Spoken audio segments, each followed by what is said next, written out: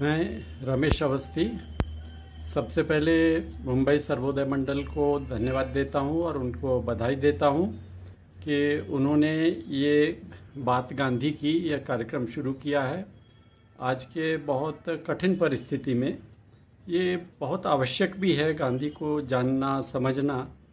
ऐसी परिस्थिति में जबकि आज सत्ताधारी पक्ष और उनके समर्थकों के द्वारा धर्म और जाति के आधार पर नफ़रत फैलाई जा रही है, समाज के अंदर एक अलगाव की भावना पैदा हो गई है अल्पसंख्यकों में और दलितों में भी, और यहाँ तक कि अल्पसंख्यकों की नागरिकता पर भी प्रश्न चिन्ह खड़ा किया जा रहा है। तो इस परिस्थिति में गांधी को समझना बहुत ज़रूरी है।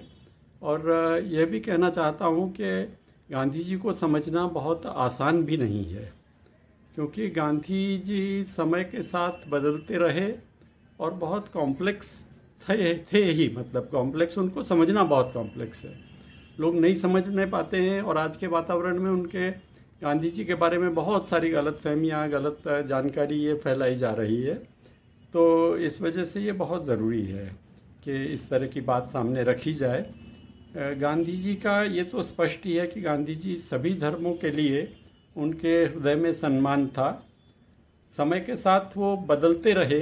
गांधी जी में परिवर्तन बहुत हुआ है समय के साथ और लोगों के साथ मिलने के साथ, पर उस समय की परिस्थिति जो थी, स्वतंत्र आंदोलन था, स्वतंत्रता का आंदोलन था, उसमें सबको साथ में लाया जाए और बहुत ईमानदारी के साथ। मतलब ये नहीं मैं कहूँगा कि वो स्ट्रेटजी की तरह सबको लाने की कोशिश कर रहे थे, पर उन्होंने मन से ये माना कि सभी धर्मों में अच्छी बातें हैं और उन्होंने बहुत कोशिश की, सभी धर्मों का अध्ययन भी किया ये जानने के लिए कि उन धर्मों में कॉमन बातें क्या हैं जिसके आधार पर सबको एक साथ में लाया जा सकता है।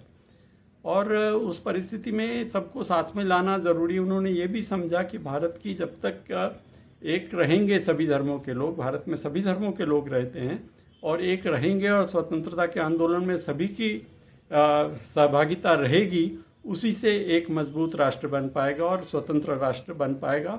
और उसमें यह बहुत ज़रूरी है कि सभी धर्मों को माना जाए, समान भाव, समभाव दिया जाए और सभी लोग साथ में मिलकर इस देश की रचना करें और देश को खड़ा करें। अब गांधी जी ने अपनी प्रार्थना सभा में सब धर्मों की प्रार्थना की। इसमें भी कुछ लोग इसको भी क्रिटिसाइज़ करते हैं, इसकी भी आलोचना करते हैं, और वो सभी को ये लगे कि हाँ, इस प्रार्थना सभा के बाद हमारा दिन शुरू होना है और हमारे अलग अलग कार्यक्रम शुरू होने हैं। तो इस वजह से सभी को अपनापन लगे, इसमें एक भेदभाव नहीं रहे और एक दूसरे धर्म के प्रति सम्मान हो, ये काम उन्होंने किया। फिर इस बात पर भी बहुत होता है कि 1919 में उन्होंने खिलाफत आंदोलन का समर्थन किया। अब खिलाफत आंदोलन का समर्थन किया, मतलब ठीक है, टर्की में वो जिस तरह का खिलाफत आंदोलन का उद्देश्य था वो वहाँ पर भी सफल नहीं हुआ, पर हिंदुस्तान में उसका परिणाम ये था कि मुस्लिमों को, सभी मुस्लिम समाज को जो इस खिलाफत आंदोलन के साथ जुड़ गए थे, उनको कांग्रेस के साथ, मतलब उस वक्त कांग्रेस कोई अलग पार्टी नहीं थी, ये स्वतंत्रता के आंदोलन में जोड़ना ये उनका मुख्य मुद्दा था।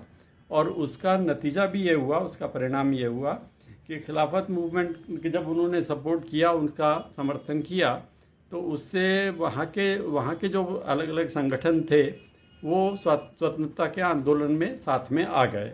और यहाँ तक कि मतलब बाकी गांधी विचारों का उन पर यह असर हुआ कि उन्होंने पाकिस्तान और भारत का ये विभाजन जो हुआ उसका भी समर्थन नहीं किया, उसका विरोध किया। मतलब जिन्ना के साथ नहीं गए वो, ये जमीयत उल उलेमाए हिंद जो पार्टी थी जो उस वक्त महत्व की भूमिका निभा रही थी खिलाफत आंदोलन में, वो पूरी तरह से स्वतंत्रता के आंदोलन में और भारत एक साथ रहे, भारत का विभाजन नहीं हो और ये मुस्लिम और हिंदू ऐसा विभाजन नहीं रहे, इसके पक्ष में साथ में आए। कांग्रेस के साथ उन्होंने मिलकर ये भारत के विभाजन का विरोध किया। फिर और गांधी जी का कंट्रीब्यूशन देखें कि सभी धर्म के लोगों को कैसे साथ में लाए, तो उन्होंने अकाली मूवमेंट का समर्थन किया। उस वक्त अकाली मूवमेंट था गुरुद्वारों का एक किस तरह से लोकतांत्रिकरण किया जाए, मतलब डेमोक्रेटाइजेशन हो वहाँ के स्ट्रक्चर का। इसके लिए अकाली मूवमेंट था, क्योंकि सिखों के सभी गुरुद्वारे जो थे वो उस वक्त महंतों के हाथ गए हुए थे। जैसे बोध गया आंदोलन में था कि बुद्ध मठ जो है वो भी महंतों के हाथ में था, जिसके लिए संघर्ष वाहिनी ने आंदोलन किया वहाँ पर। इसी तरह से सिखों के जो संपत्ति थी, गुरुद्वारों की जो संपत्ति थी, वो सारी एक महंतों के हाथ में चली गई थी। और वहाँ पर गुरुद्वारा प्रबंधक समितियाँ बने जिनका चुनाव हो। इस मूवमेंट को लेकर उन्होंने अकाली दल का समर्थन किया, और उससे अकाली दल जो था, पूरे सिखों की जो शक्ति थी, वो भी अंग्रेज़ों के खिलाफ हो गई। जबकि पुराना भारत के स्वतंत्रता आंदोलन का आप इतिहास देखेंगे तो सिखों ने कई बार अंग्रेज़ों का समर्थन किया था, 1857 की लड़ाई में भी और उसके बाद कभी कभी भी। पर इसमें फिर सभी अकाली मूवमेंट अलग से नहीं खड़ा हुआ उनके मुद्दों को लेकर कि ये पूरे डेमोक्रेटाइजेशन जो है धार्मिक संस्थानों का, ये पूरे देश का मुद्दा है, तो उन्हें लेकर सिखों को भी साथ में लाए। दलितों के बारे में भी कि अम्बेडकर और महात्मा गांधी में वैचारिक मतभेद था, इस बात को लेकर भी बहुत गलतफहमियां पैदा की जाती हैं नेताओं के द्वारा भी, और अलग अलग राजकीय पक्षों के द्वारा भी, राजकीय पार्टियों के द्वारा भी। ये ठीक है कि गांधी अपने आप को हिंदू मानते थे, और शुरू में वो वर्ण व्यवस्था को भी मानते थे। उनको लगता था कि आपस में दूर हो जाएगा भेदभाव, ये छुआछूत नहीं रहेगी, और कौशल्य के आधार पर, कुशलता को किसमें क्या है उसके आधार पर ये जाति का भेदभाव भी मिट जाएगा। पर ये समय के साथ में, और जैसे भारत के समाज के साथ उनके नज़दीक के संबंध आए, उनके विचार बदलते गए। और यहाँ तक कि मतलब आज आलोचना कुछ लोग करते हैं कि गांधी जो है वो वर्ण व्यवस्था के समर्थक थे, पर वो यहाँ तक आए जब ये अम्बेडकर और ने मांग की कि मतदार संघ जो है चुनाव क्षेत्र बांट देने चाहिए, पर उस पर जाति के आधार पर अगर चुनाव क्षेत्र पूरे बट जाएंगे, मतलब ये चुनाव क्षेत्र ही नहीं, मतदान वही करेंगे जो दलित होंगे, या जो जाति के आधार पर मतदान होने लगेगा यहाँ पर, उसके बदले फिर ये हुआ कि मतदार संघ जिसको कहते हैं चुनाव क्षेत्र, वो आरक्षित किए जाएंगे। ऐसी व्यवस्था हुई, क्योंकि उनका पूरा विश्वास था कि अगर ये मतदान के आधार पर ये चुनाव लड़े जाएंगे, जाति के आधार पर चुनाव लड़े जाएंगे कि कौन मतदान किस उम्मीदवार को कर सकता है, तो उससे भारत जो है, पूरा देश जाति के आधार पर बढ़ जाएगा। और अम्बेडकर के साथ जो पूना पैक्ट हुआ, उसके बाद गांधी जी के विचार कितने बदले, तो उन्होंने ये भी कहा कि मैं जाति व्यवस्था समाप्त करने के लिए आपके साथ में हूँ, क्योंकि तब ये समझ में आया कि जाति व्यवस्था का प्रश्न सिर्फ छुआछूत का नहीं है, ये प्रश्न जाति खुद भेदभाव पर आधारित है, और ये जाति व्यवस्था नष्ट तब हो सकती है जब अंतर्जातीय विवाह होंगे। और ये गांधी जी ने माना अम्बेडकर के साथ कि हम अब पूरी तरह से, अम्बेडकर ने भी इस तरह के, बाबा साहब ने भी ये कहा कि हम एक विचार के आ गए हैं।